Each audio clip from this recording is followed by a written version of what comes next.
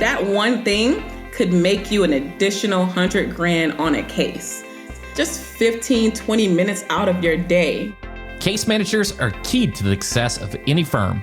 The right ones can increase case value, deepen client relationships, and make it rain. So I try to go in and talk to law firms about not having vegan cases, which is there's no meat there. You're just sending demand letters and you're just getting offers. For every 5 to 7 cases, it should be easy for you to get 100 in fees.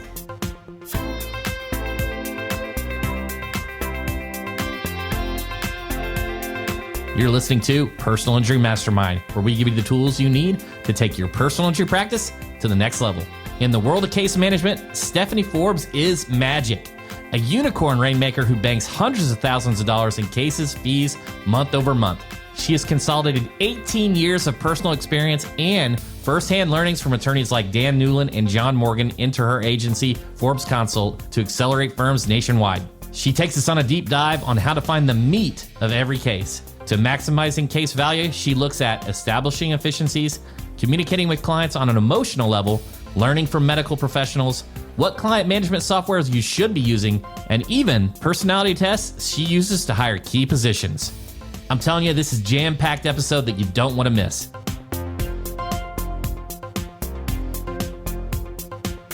I'm your host, Chris Dreyer, founder and CEO of Rankings.io.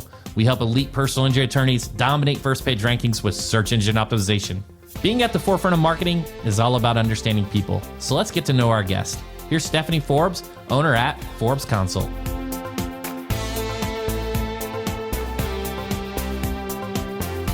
I've been in this business now for a little bit over 18 years.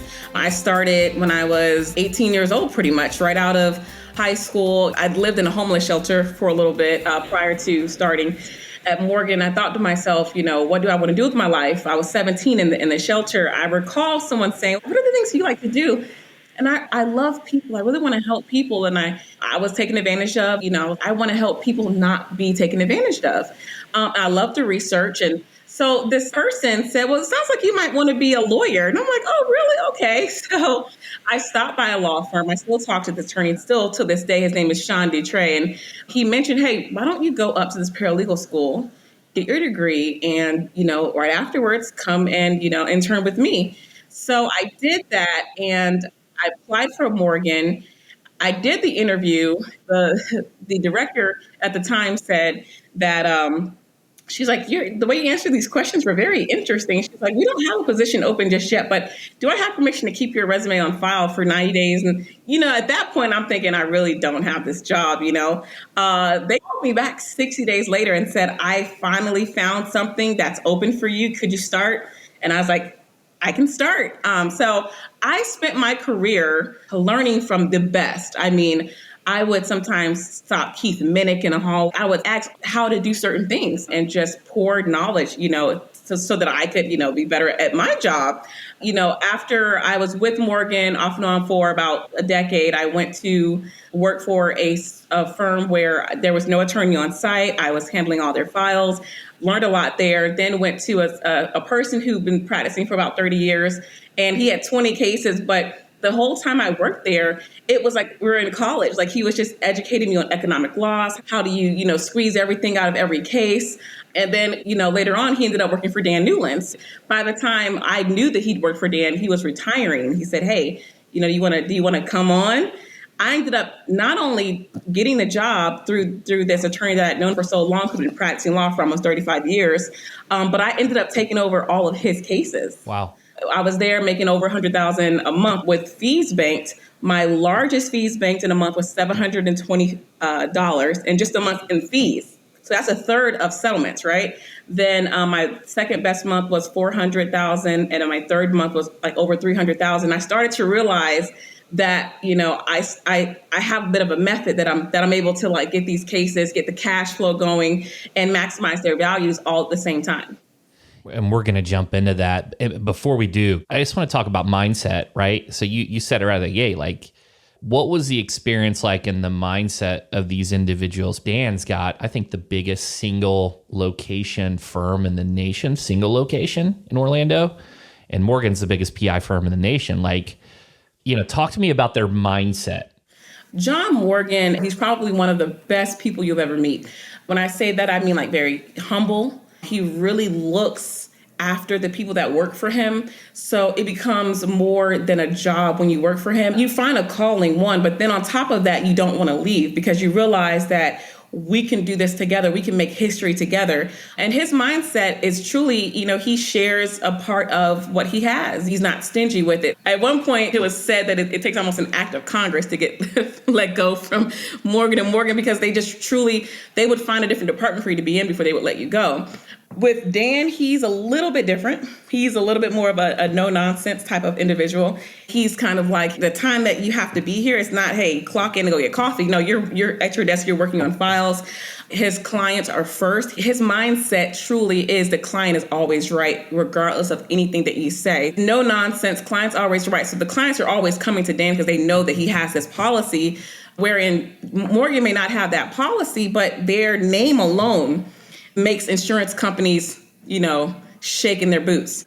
Yeah, I've even heard that Dan, earlier this year, this is 2022, through October, he went and visited 60 in-person individuals that left him a 1-star review and convinced them to convert it to a 5-star. Like he physically went there.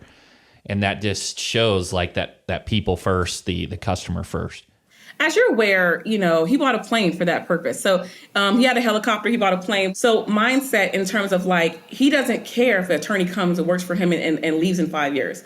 But while you're here, make them lifetime clients, make them remember you in 10 years. And if he can't communicate directly with the client because they've had another attorney and they've left a 1-star review, that's his first time seeing it. So what is he going to do? He's going to hop on a plane and he's going to go to that person's house, knock on their door and say, what did we do wrong? I want to help. And it's not so much him trying to change the review to 5 stars.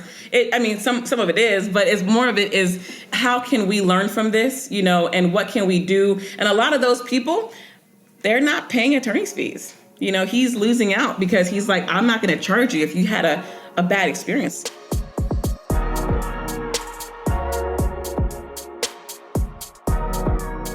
When carrying high caseloads, Stephanie offers incredible insight on understanding systems and how to make them more efficient.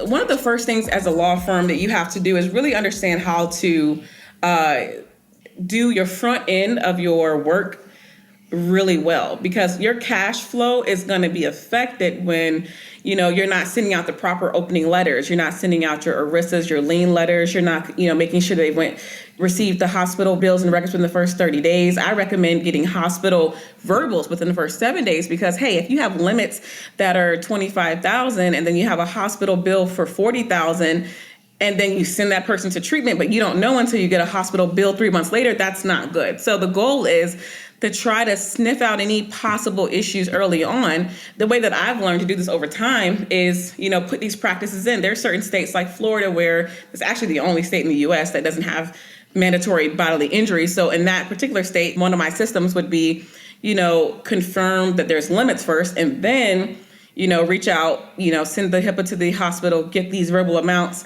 request the bills because those take the longest to get. I go through insurance coverages, going in through the police report, showing people how to get BI, excess BI, stacking of family members and different people are in a household, host vehicle. The most common thing I think I've seen that hinders process is a lot of times going to be not finding all insurance policies that are available.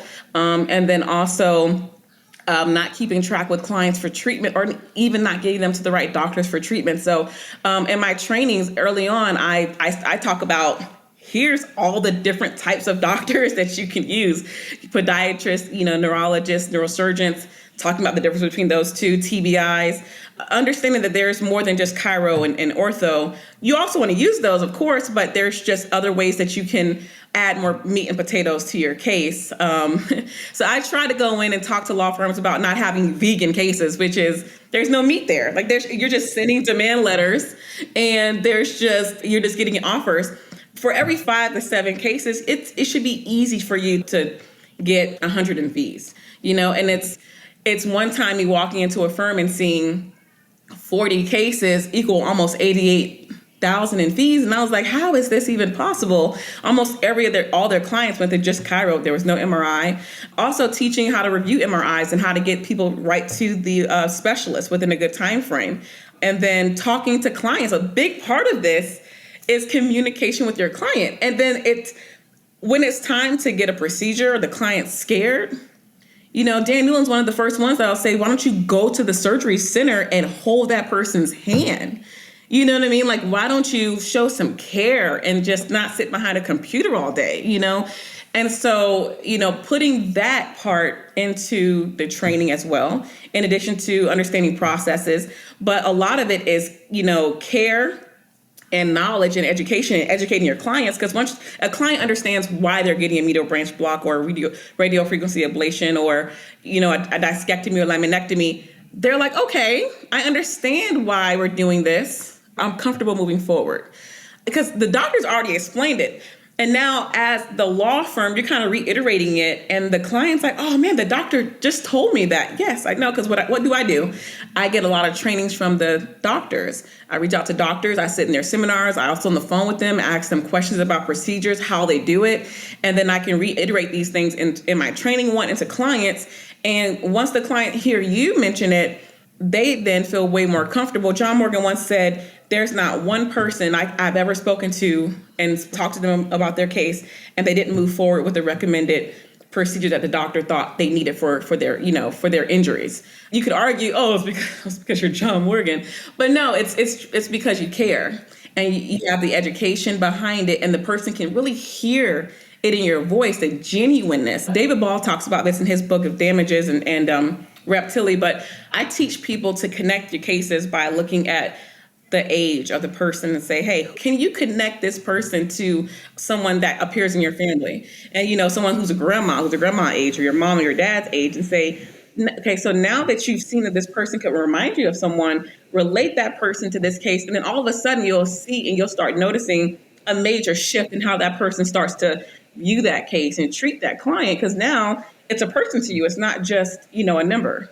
This is an unbelievable masterclass for those listening that have, paralegals and case managers. I mean, there's so much here to unpack, right? The EQ and empathy, you mentioned a lot of that, like mirroring and like relating to the individual. You talked about processes and training and going deep, like understanding the situations. You talked about maximizing case value. You talked about frequency. That's something that a lot of people don't talk about. The only person, so I've done over 150 podcast interviews. The only attorney that talks about frequency was over in North Carolina, James Farron. He's a high volume practice, and he talks about frequency and how that affects cash flow. And let's talk about first the training when it comes to EQ, empathy, and that customer experience. You talked about communication. Where does it start? Where does it start in terms of that EQ and empathy component? I find that it's really with the welcome call. So one of my biggest things that I push in my program is I think that a welcome call should be done within 2 hours of you getting an email and saying that this client has signed a contract. Someone with some level of legal knowledge needs to be calling that client right now. And what you need to be going through at that point is introducing yourself, going through what to expect, but also just take a moment and listen to what they're saying that happened in the accident. And I've heard like paralegals and people get on the phone and get an intake letter and just won't let the client speak. I just want to verify a few things. Just one moment, please. It's your name is, your address is, okay. And then it says here that this is how the accident happened. Now, here's one or two things. I do understand that people do that because they don't want the client to repeat information. The client feels like frustrated. I don't want to repeat anything. I tend to word it in a way where I'm like, okay, well, I've noticed that this was a rear-end accident. Was there anything else that you wanted to let me know before we move forward? And then that's when they can say, well, yeah, I think you have everything there. Great. Or, you know what, when I got out of the car, I was so upset. They ran over to me. They said, I'm sorry. And they did all these things. They tried to give me money. And so I could, because they were saying that their license was suspended, whatever the case is. All that information is important. But guess what? I wouldn't have gotten that information if I didn't give the client time to speak. And clients can tell you a lot of things and you realize and you can just ask more off of that. Sometimes you can get more clients from that when someone's like, oh yeah, my other people were in the car. There was like 8 of us in the car. generally a lot of law firms will miss that important part of other passengers because they're so quickly trying to just move from just checking tasks off in their CMS, in their system. A lot of times I also notice that they're missing important insurance coverages, like TRICARE or, anything, Medicare, Medicaid, which greatly helps your bill because I don't mind reaching out for that subrogation lien because it's going to help my client in the end. So a lot of people feel, I wouldn't say lazy, but there's a lot of lazy staff out there that doesn't want to just send letters because it's more work and they have to follow up on it. But hey, if at the end of the day, the client gets more money in their pocket and then they tell all their friends around town that you're the one that got them that money, it just makes perfect sense. And so, the one thing that I say, especially when it comes to the one mark that I'll give Dan over most law firms, is that his goal is to make sure that they feel great when they leave, because the goal, and that's how he built his practice in almost 10 years. He's the number 2 law firm in Florida, based off of this one practice of making sure that, you're going over all the details. So that's one. Another thing that I've seen in law firms, and you're mentioning, and you're saying like just in the beginning process, is that welcome call, explaining what to expect in a case. If a client is not aware that your firm doesn't primarily handle property damage and then they handle their own property damage, they will fire you. And you're like, you know what? What? Stephanie, you know what I call that? We teach our clients not to be crazy. That's it. Because you can send them a welcome letter with 10 pages of the process. They're not going to read it. So the goal is to just go through it really quickly with them, let them know, hey, we don't handle property damage, but if you get into any issues where you can't contact the adjuster, call me immediately. Go through how long their case may take. I always say a range. I don't want anyone to ever give a specific date, but I'll say, 8 months to sometimes it could be over a year. Obviously, that's a lot of time. And I do teach sending demands out before that time. But the reason why I say that in a call is so that if there's any deviation, the client isn't upset. If you're like, 6 months. I may tell you, make sure you send out that demand if there's any surgeries by 180 days, which is 6 months. But I'm not going to tell the client that, because what if something happens? You just prepare and make sure they have the best experience. The last thing that I'll mention is at the end of the process is a lot of communication on the settlements and understanding what they're getting away in their pocket. You can tell a client they're getting $25,000, but if they're walking away with a $3,000 check, they're going to be really upset. So talking about, okay, well, what do you want to see in your pocket? And just getting that raw answer from them. They can say, $25,000, I want to see 23 in my pocket. And then just bringing them closer to reality and explaining what really happens, and then giving them a range. The range I give is the current medicals minus everything. Like, so basically, if I did no kind of reductions, this is what they would get. I'm like, well, I'll try to get away from 7 to 10 grand in your pocket. And in reality, I'm going to end up getting them 12 grand. Sometimes, anywhere from 11 to 12. And they walk away, oh my goodness, Stephanie, you really helped me. We sure did. We did everything we could. And it leaves such a great impression on them. And then wrapping that process up within 3 to 5 weeks, they get their check on time. It was a happy experience for them, So it's a lot of communication in the front end and just way more at the back end. I think if I was in that experience, that's what I would want. I would want the heavy communication, the expectations, the ranges, just for exactly what you said. The one thing that I'm hearing, and I'm trying to put my personal injury attorney owner hat on, right, is I've got you, Stephanie Forbes, who's a master at this, wants to go deep, entrepreneur, just passionate about learning, right? And you care about people. It's so clear. Thank you. How do you incentivize other paralegals, other team members? Is it compensation? Is it just training? Because if you aren't incentivized to extend the case value, that's a lot more work, right? A lot of times it's a lot more communication. So where does that play in? When you're coming into a firm, it's about paying for the talent that you have, right? So when I go into a lot of these firms and I talk to their staff, they do feel like my way is above and beyond. I'm like, I don't get paid to do that. That's not how they feel. And I'm like, well, if you're in this role and this is your job title, this is what you're supposed to be doing. However, I understand what you're saying. The way that I tie it to them is, because I'm with you for a year, give this program a few months, you will start to see a major difference from what you banked from this quarter and from your previous, 3 quarters.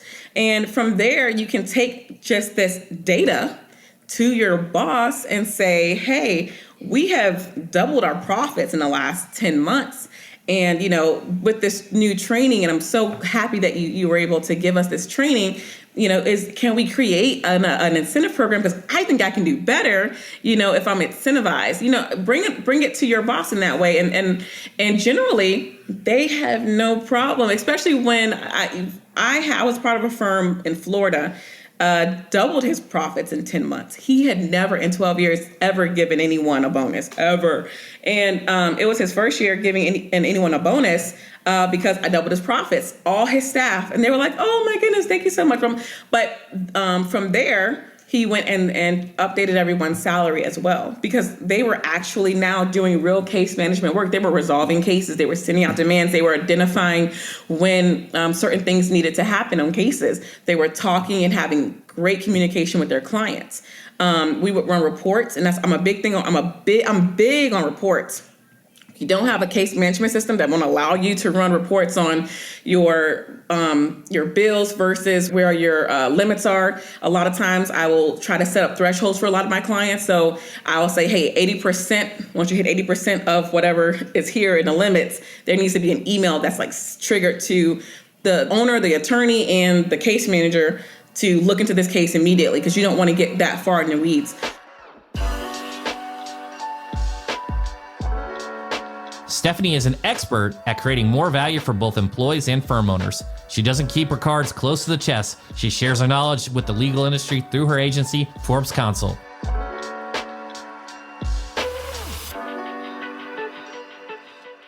I serve attorneys and I serve paralegals. Basically, I also have an attorney that I just hired who is handling all my audits. So we also do 10 cases per month where we audit, your file. So this material didn't come easy. This material came from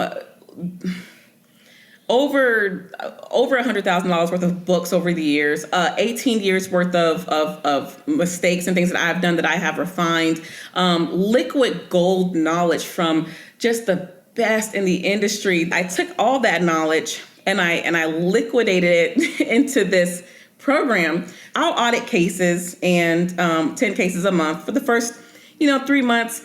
I understand all things that I'm finding are things from the past, right?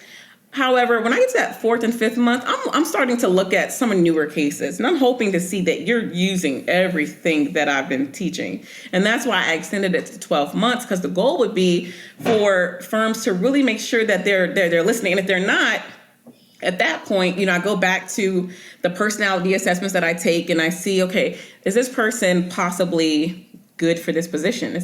Do we possibly need to have more one-on-one training with this person? Then I start to ask, what is it that you want to do in the next 5 years? What is it that you're passionate about? And when I sit down and I ask, staff, paralegals, these questions, I can really start to pick out whether this person even wants to be in this position.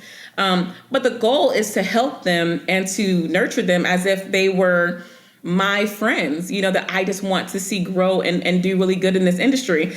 But the people that I generally speak to the most would be obviously the managing partners, and I send them trainings once a month, and then I audit 10 cases a month. And generally they reach out if they have cases that they want me to audit outside of those 10 cases. So they may have a few $1 million cases and they say, okay, look, I want to know, what can we get out of this, or what did we do wrong in this case? And I kind of point out, one of the biggest mistakes I see a lot is going to be the T-bone accident, where they won't have a thoracic MRI anywhere.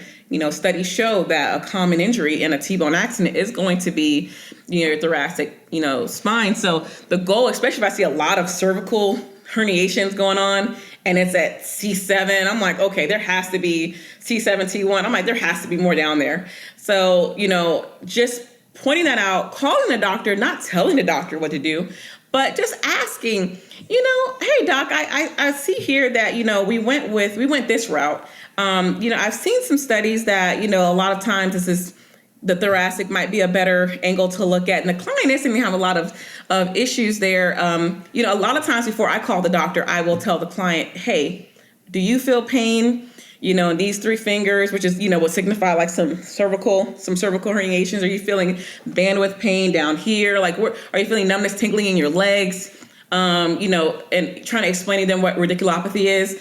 And then, getting the doctor to make, 1 + 1 = 2, let's order the MRI. But if it doesn't happen at that point, I do recommend for law firms to call and just ask the client. That's what we did in the olden days, back when the attorneys that were practicing for 30, 40 years, they would pay for like a 15-minute, 30-minute call, spend $300 expenses to the case for the doctor, and just talk to the doctor about the case. They don't do that anymore. So I just recommend, hey, just call the doctor's office, see what they're working through. 9 times out of 10, they'll go ahead and order it. That one thing could make you an additional $100,000 on a case. Just that one, just 15, 20 minutes out of your day, it's just not that hard. There's times where I've picked up the phone just to call a doctor. I have a famous 3-way split letter where I say, where the medicals are way over, let's say your medicals are $160,000 and your case was only $50,000. And how do you settle a case like that? I have a famous letter that I've sent out that generally gets the doctors to, accept it with under the third of the case. And generally with that letter, you have to pick up the phone. You have to call because you have to explain why you're doing this. And then creating a relationship with that doctor. Hey, look, the next 4 cases, all yours. I really need your help on this one. It's creating that brotherhood relationship with the doctors. So it just depends on where you are in that area. I can guarantee you that if in North Carolina, it's really rare that I see MRIs on a lot of their cases. And it becomes a point where you're looking at it and you're saying, okay, there's something here between you and the doctors. No one's communicating with each other. You can tell it by looking at the file. And they're like, oh, yeah, well, they don't want to be called experts. I don't know what the issue is in some of these states. But I'm like, whatever it is, you got to fix it. You have to, take someone out to lunch, sit down and talk to them, figure out what's going on, and make sure that you guys are on the same page. Such a great piece of advice and getting on the same page. Right. No, I appreciate this. This is insight that you normally don't hear. You're going very deep, but for the audience that is listening, that's keyed up, like they're getting a ton of value from this, that are experiencing this for free, right? And if you're capturing, let's say 10% of this of these tips, and you want to go deeper with Stephanie, you'll have to reach out, and we'll include all the contact information on how to get a hold of her. A couple other things, just quick hitters. You mentioned data. Are you Salesforce, Litify, and then personality assessments. Are you looking at DISC, predictive index? Are you looking at Colby? Just a couple quick hitters on the insights into a couple of those areas. For CMSs, Litify is Salesforce, right? Because it's on the Salesforce platform. So I do love anything on the Salesforce platform. The company is worth $160 billion, and I see why, right? Because they've created analytics that is just tier with Google. I mean, they're just spot on. So I am 100% for Salesforce. I just think the other softwares are out of their league at this point. With personality assessments, I'm huge on DISC. I think one of the best personalities to have as a case manager is going to be like an SI or an S. If you have a DI, which is more of a dominant personality, I think that's going to be better for litigation than case management work. You really want someone who's supportive, agreeable, and charming, but also still humble enough to take advice. And because it's a changing world, litigation is a little bit, you can be more stringent and rigid there, but you cannot. You have to be very fluid, have a good personality when it comes to be an extrovert. 16 types is one of my favorite. It helps me determine whether or not a person is trying to trick me when they're taking DISC and they're taking the Ocean 5 along with the 16 types, because I can tell whether or not a person's truly an introvert based off of what I'm seeing from the different exams. So I really like Ocean 5 because it tells me whether a person has emotional stability, if they're good with change.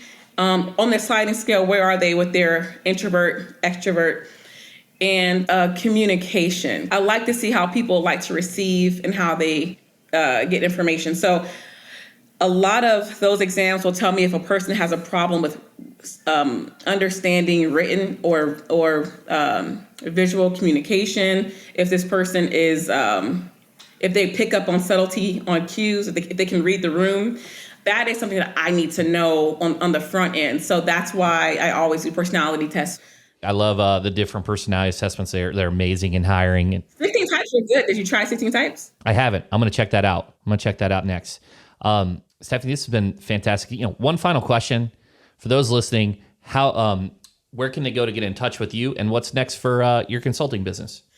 Thank you. So you guys can definitely reach out to me. My email is stephanie@forbesconsult.com.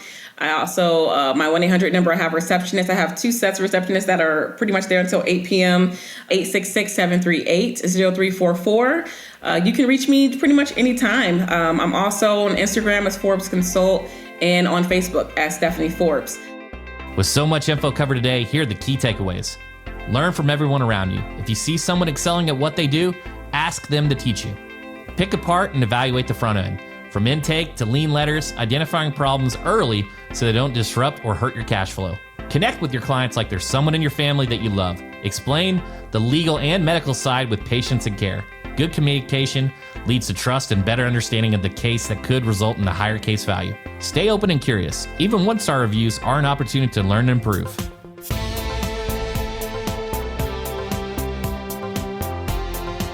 Stephanie shared so much with us today, and we haven't even begun to scratch the surface of her knowledge. To tap into her insights, reach out to her and let her grow your firm.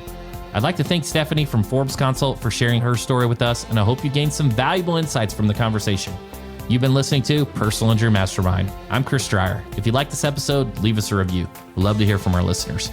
I'll catch you on next week's PIM with another incredible guest and all the strategies you need to master personal injury marketing.